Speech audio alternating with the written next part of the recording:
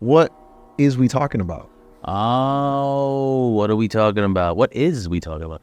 There was a class action lawsuit filed by about 250,000 people. Today, dude, I feel like the last episode was such a hit, bro. Yeah. I feel like the last episode was really, really good stuff, especially talking about NBA annual, getting all those things done. But today, man, I feel like today is going to be even better. What do you think? Hey, listen, every day in the pit here is a better day. Every day in the pit is a better day. Life goes on. That's what you say. Yeah, man, life goes on. Well, I think I'm going to fix this a little bit here. Make sure. Oh, look at that. So you guys can read it. If you guys can't read this, it's more lending.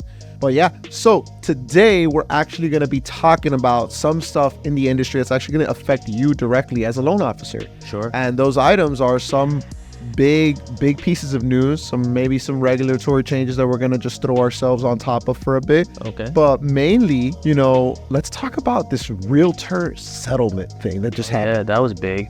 So that's been going on for a little while now, right? The cases kind of come to an end as far as an initial verdict from the jury. Jury answered yes to all the questions that was asked in regards to whether they felt. Whoa.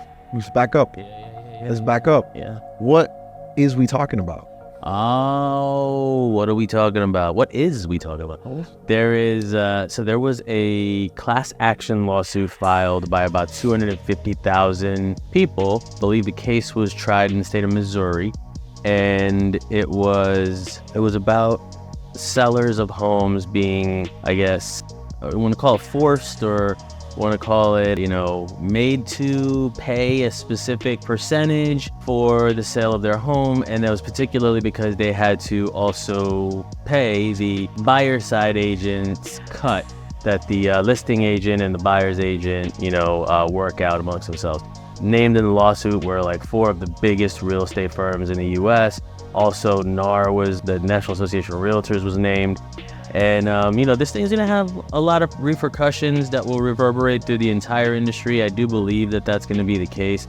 I don't know what it's actually going to shake out to be, but we do know that some things came up already, and we'll get, I guess, deeper into that as this conversation goes on. Yeah, absolutely, man. That's the major gist of it is, why'd you make me pay for somebody else's agent, right? Yeah. So, but basically what we're kind of talking about, right, is that in most transactions, if you're a realtor or you're a lender, you're very used to the fact that the seller is paying the commission for both parties of realtors. That's just what everybody's used to. I mean, I've been in the business for 3 years. I have never seen it done any other way, truly.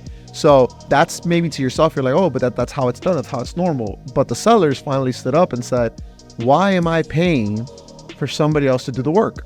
Why am I? Sure. Which it doesn't make a lot of sense. I mean, to me, it makes a pretty good amount of sense where I'm saying, hey, why am I paying somebody? What's the average cost of a home? 400 grand? Yeah, 425. Yeah, something like that. 425. Why am I paying somebody almost $15,000 for something that they didn't do for me?